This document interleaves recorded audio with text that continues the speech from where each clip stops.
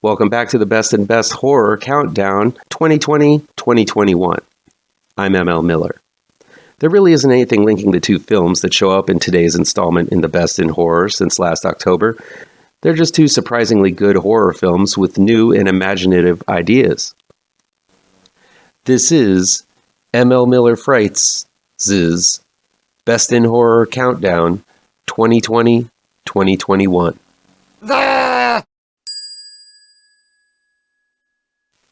Number 21. Number 21 is Hosts.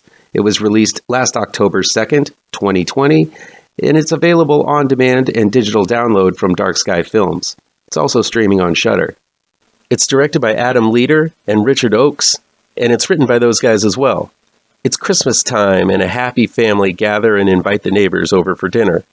What they don't know is that the neighbors seem to have been possessed by some otherworldly menace. And the happy dinner is going to go straight to hell very, very quickly. Host is a simple and straightforward home invasion possession flick. It doesn't have a lot of bells and whistles. It doesn't have a lot of character other than the fact that the cast seems to be a typical festive family gathering for the holidays. We get to know a tiny bit of backstory, but as soon as the gory action begins, none of that really matters. What does matter is the large amount of stress and tension this film is able to achieve in quite a large number of scenes throughout the runtime. First in the bizarre introduction of the invaders, and then numerous times later in the film as these possessed people lay siege to this family. All of it is plotted wonderfully, making every scene inundate you with horrifying tension and suspense. Reminiscent of Prince of Darkness and oozing with many Carpenter-esque tropes, Hosts is dripping with all kinds of sopping wet gore.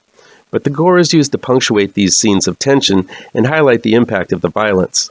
While those looking for explanations as to what exactly this evil force is are going to find themselves a little disappointed, be it alien or demonic or some other kind of ancient evil, the film makes them utterly terrifying through their callous and heartless games they play with this family, destroying not only their bodies, but the love they share with one another. Using simple CG of subtle glowing eyes and powerful light coming out of their mouths, the monsters in Hosts are marvelously creepy. Expect an invasion story with big scares.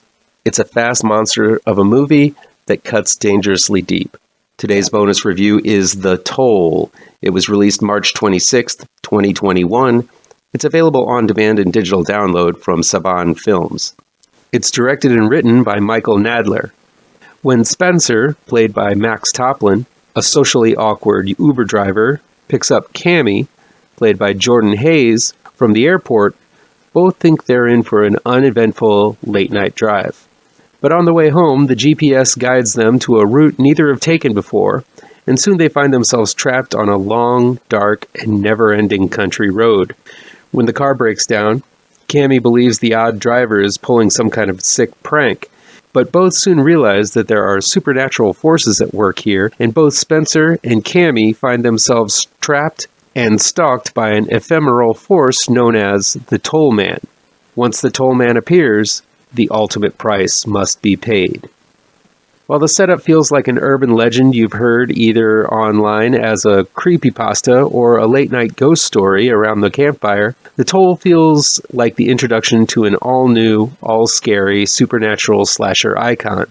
There is a whole kind of universe with rules and an assortment of creatures introduced in The Toll. While the Toll Man himself looks a bit like the Chatterer Cenobite with less leather, he is a unique monster with a smiley face sort of carved into his mug. His ghostly minions, dredged from his victims' worst fears and nightmares, make for some Freddy's Nightmares-like horror that feels much more personal than any machete out of the darkness. The fact that the Toll Man also plays Spencer and Cammy against one another is yet another aspect of what makes this story more intense as he tweaks up the paranoia and distrust with all of the illusions and mindfuckery going on. Filmmaker Michael Nader does a great job of introducing just enough twists and turns to keep the interest going without revealing too much of the story of the Toll Man. Nader takes full advantage of the deep darkness surrounding the victims on either side of the road and makes every turn a dangerous one. Reminiscent of such road movie horror slashers as Jeepers Creepers, which mainly focused on a pair of victims the whole way through, The Toll is a fastly paced film with some fun jump scares, a very gnarly edge, and an antagonist that deserves its own sequel. While many films seem to already want a sequel before even established an interesting premise or a killer, The Toll does so effortlessly, utilizing just the tip of the iceberg of this monster and his madness, which reminded me of how I felt when I first watched Terrifier. The Toll will keep you guessing from beginning to end. It's a well-crafted and deviously executed little film that deserves many eyes transfixed to it. Come back tomorrow for the next installment to the Best in Horror Countdown 2021. If you hit all the pertinent bells and whistles down below, you're sure never to miss it. See you then.